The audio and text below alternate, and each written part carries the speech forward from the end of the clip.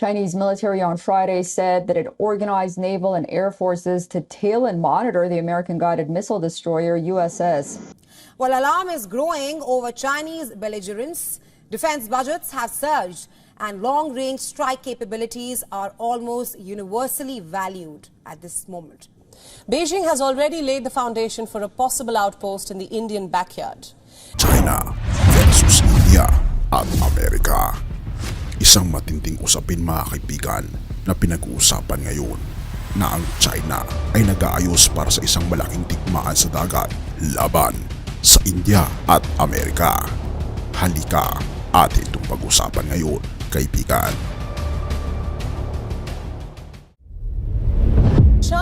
Ayon sa ulat ng Gravitas, ang China ngayon ay nag-aayos ng isang malaking digmaan sa dagat laban sa India at United States of America.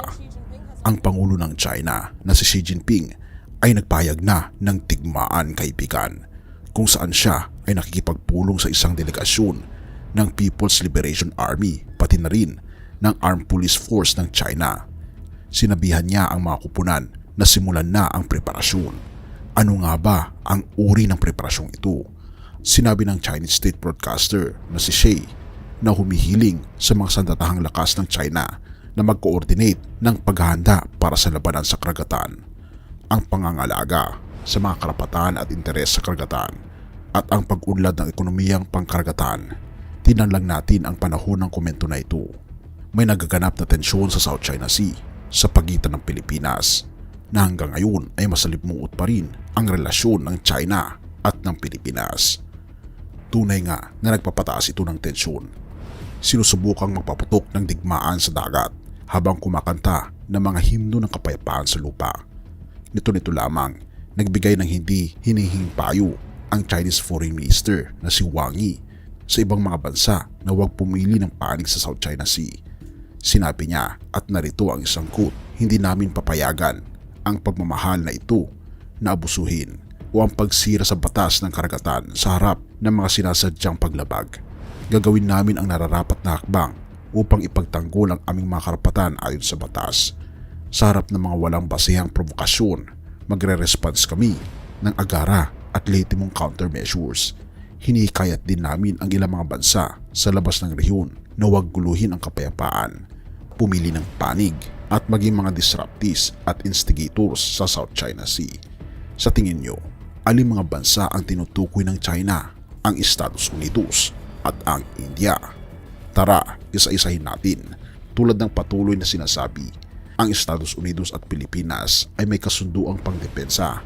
Kaya kung ang isang bansa ay aatake, ang isa pang bansa ay dapat sumuporta rito.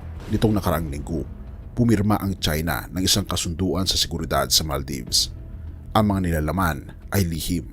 Ang kasunduan ay nilagdaan isang araw bago nagpatakbo ang India ng INS Jatayu sa Minoy ng mga 100 kilometers mula sa Maldives. Ang India ay pinalalawak ang kanilang hukbong dagat, binibigyan ng modernong kagamitan at itinatatag ang mga bagong base, jetty at makinarya.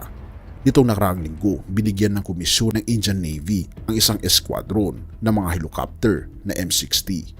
Ang mga ito ay may kakayahan sa anti-submarine warfare. Simpleng sabi, may kakayahan silang makita ang mga submarino ng China kahit gaano sila kalalim sa dagat. Pumirma ang India at ang US ng kasunduan para sa 24 na M60 choppers na magiging karagdagang armas ng India hanggang sa 2025. Maliwanag na nilabanan ng China ang Indian Ocean. Pinadala ng mga Chinese Coast Guard para kunin ang mga port sa Indian Ocean mula sa Hunut Port ng Sri Lanka hanggang sa Gwadar Port sa Pakistan. Ang mga pangarap ng Beijing na pamahalaan ang Indian Ocean ay nasira ng makapangyarihang hukbong dagat ng India.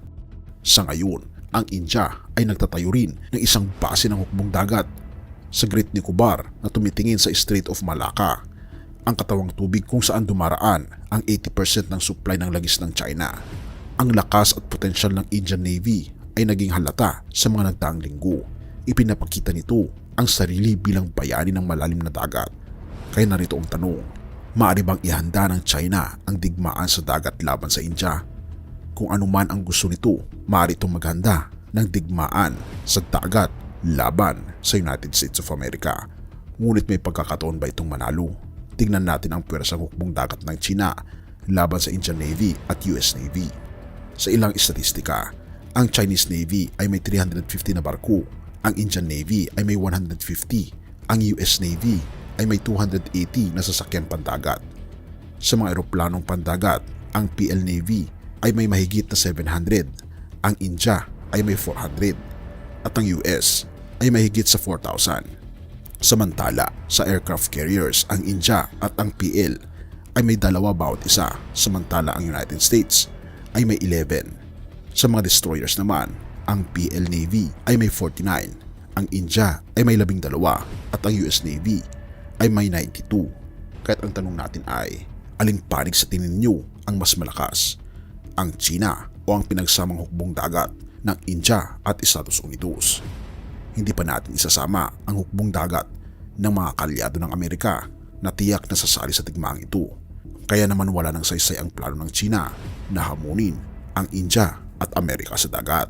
Sa tingin nyo, mangyayari kaya ang posibilidad ng malaking gera ng India, United States of America laban sa China? I-comment mo naman sa ibaba kaibigan ang iyong kuro-kuro. At salamat sa iyong panonood. Romans 12 verse 1 to 2. Kaya nga mga kapatid, alang-alang sa masaganang habag ng Diyos sa atin, ako'y nakikiusap sa inyo na ialay ninyo ang iyong sarili bilang isang handog na buhay, banal at kalugod-lugod sa Diyos. Ito ang karapat-dapat na pagsamba ninyo sa Diyos. Huwag kayong makiayon sa takbo ng mundong ito.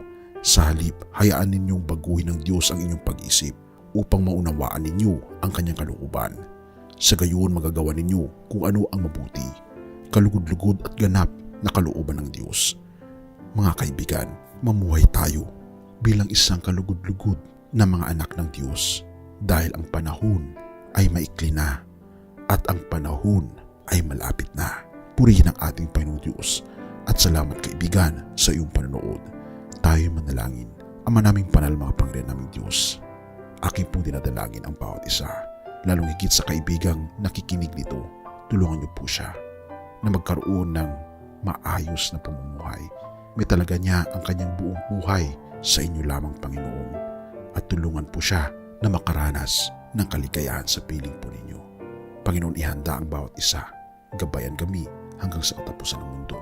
Patawarin po kami, Panginoon, sa lahat ng aming pagkukulang at pagkasala, sapagkat ito aming samot hiling sa matamis na pangalan ng aming Panginoon Jesus. Amen.